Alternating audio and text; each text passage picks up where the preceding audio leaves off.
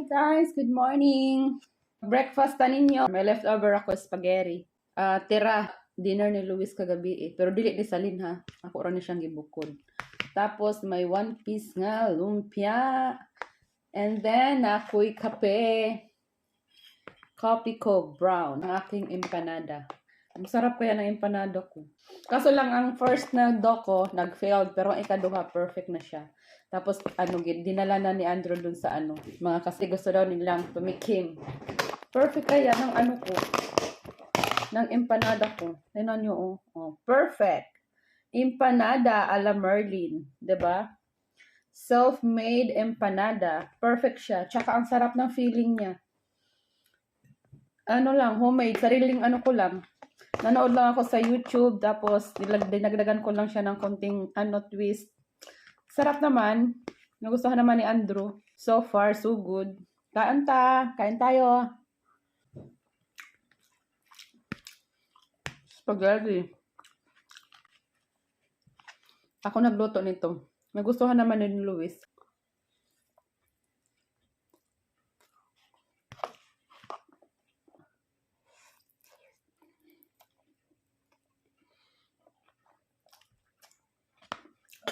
Saka wala kami itong mga magic sarap. Asin tsaka paminta lang. Masarap na. Pero marami mga herbs, marami mga spicy siya dito sa bahay.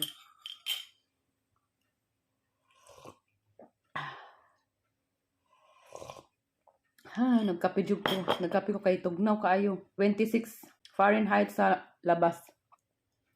Alam mo sa labas, maganda ang weather. Maganda ang weather. Pero sobrang lamig. Gusto ko nga magwalis-walis sa labas para naman maarawan ako. Kaso lang lamig. Super lamig.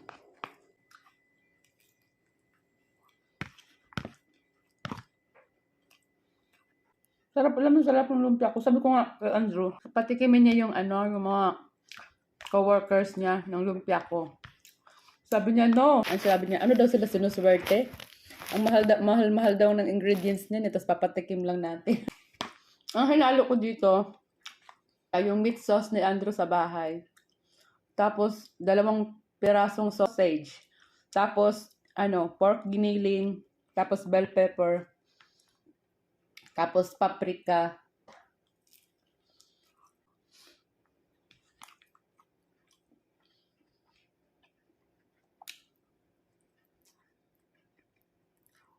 Ako lang sa balay. May mga pasok sila. Akong kauban si Sarge, ang iro namo.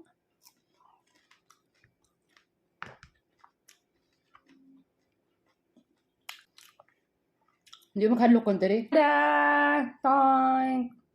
Sarap kaya nito. Kasi binake ko lang. Ang simple lang gawin nito. Next time, tuturo ko sa inyo kung paano. Tapos yung dough niya, yung first time ko na dough is failed. Pero nung pangalawa, perfect na siya. Kasi may sikreto pala doon. Para maging maganda yung dough mo.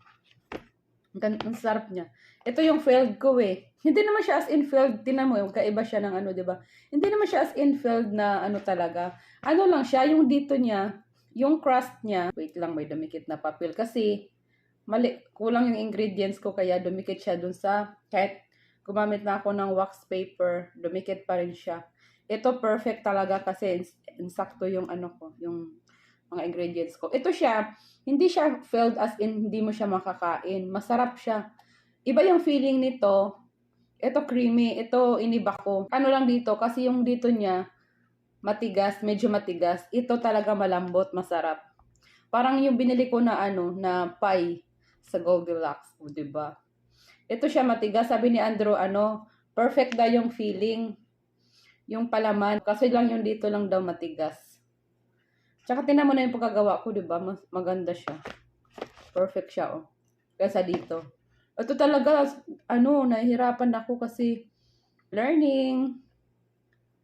Ganun naman talaga. Pero madali siya. Madali lang gawin yung niya. Dough niya. Kaysa sa gumawa ka ng bread. Kasi ang bread, kailangan mo pang inid ng inid. Mahirap, mahirap masahin. Ito, hindi. Tsaka hindi ko na siya i-microwave kasi masarap naman kahit hindi siya mainit. Kainin natin. Diba? Chicken empanada. Pero ito tinikman ko, dalawa ang nakain ko nito, yung yung perfect. So, mas masarap to. Siya ka-soft yung crust niya. Yung dough.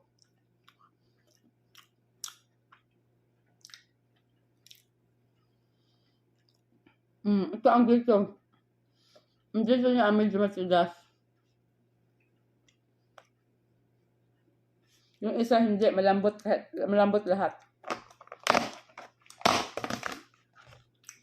Yung ito, lahat malambot. Lahat yan malambot. Ito lang yung failed, yung una kong ginawa. Ito kasi pangalawa para dun sa mga co-workers ni Andro.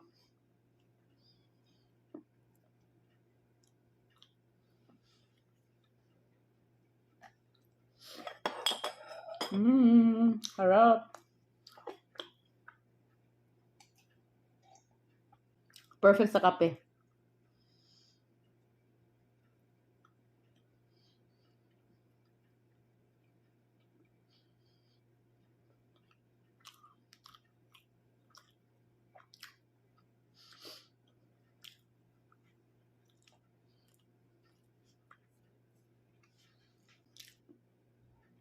Alam mo yung kamay ko dito, oh. Hindi na nababasa hindi na nakaka-touch ng labahan. Diba? Social. Sabi ko kay Andrew, nawala na yung mga kalyo ko sa kamay ko. Kahit dalawang linggo na ba ako dito? Kahit, ko, diba, dalawang linggo na yung ganito kasi dati makalyo. Ito, makalyo yan eh. Mahalata mo talaga, diba, pag saba ka sa trabaho, makalyo, yung ganito mo. Tapos medyo matigas. Pero ngayon hindi na, oh. Di na siya Kasi wala akong ginagawa dito, nagluluto lang, naglilinis ng bahay. Hindi ako naglalaba kasi si Andrew ang naglalaba.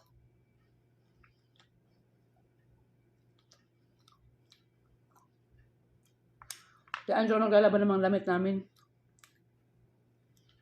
Tapos pagbigay niya sa akin, nakatupi na yung mga damit ko. O diba? Hayahay. Hayahay ang buhay. Siyempre, mabilis lang naman eh. Kasi pag ilagay mo lang sa washing niya, paglabas nun, tuyo na. Tutupiin mo na lang. Tignan mo yan, matigas oh.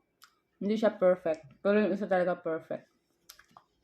Kung gusto ko yun, kaso lang ayaw ko kainin lahat kasi papatikim ko dun sa sa anak niya mamaya. Saka sabi ni Andrew, tirahan ko raw siya.